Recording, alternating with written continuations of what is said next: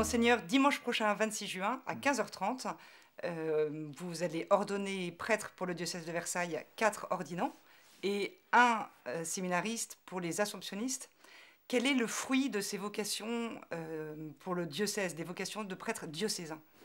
D'abord, moi, en pensant aux ordinations, je me dis, à chaque fois, c'est un cadeau et ça a quelque chose d'une sorte de miracle, parce que des jeunes appelés par Dieu répondent volontiers et se laissent pendant des années préparer à l'ordination, c'est pas du tout ordinaire. Donc, je voudrais saluer le travail de Dieu dans tout ça. Et je ne suis de mon côté, j'accepte et j'accueille et j'essaie de favoriser la formation de ces jeunes, mais je suis très admiratif du chemin qu'ils ont fait les uns et les autres pour arriver jusque-là, jusqu'à l'ordination. Monseigneur, dans ces 5 ordinants, il y en a un donc, qui appartient à la communauté des Assomptionnistes, 2 qui sont attachés à la communauté de l'Emmanuel. Oui. Bien, l'incardination, par l'incardination, on est lié à un diocèse, ou disons l'amour de l'Église universelle, l'Église catholique, se traduit par l'amour concret d'un diocèse précis, même si on peut être envoyé à un moment ou à un autre au service d'un autre diocèse par accord entre évêques. Mais l'appartenance à un lieu, à une histoire, à un peuple précis, concret, fait partie du ministère du prêtre diocésain. Lorsqu'on est aussi membre d'une communauté comme membre de la communauté de l'Emmanuel, on est évidemment à la fois marqué par une histoire, parce qu'on a été aidé dans sa vocation, dans une sorte de bain de culture dans lequel on a baigné, et qui vous a aidé par une spiritualité, et puis aussi une communauté elle-même.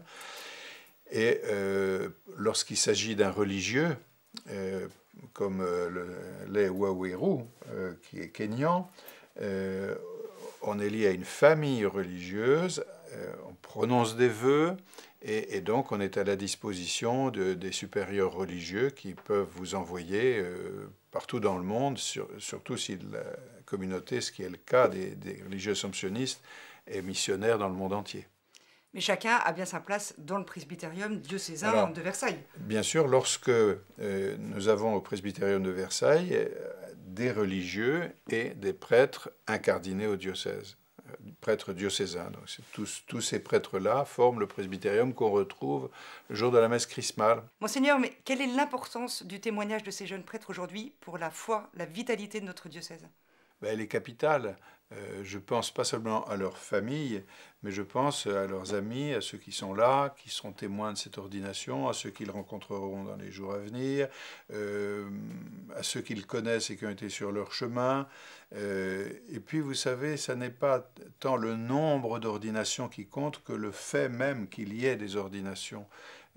Souvent, on me parle de statistiques, on me dit il y en a beaucoup, il y en a peu.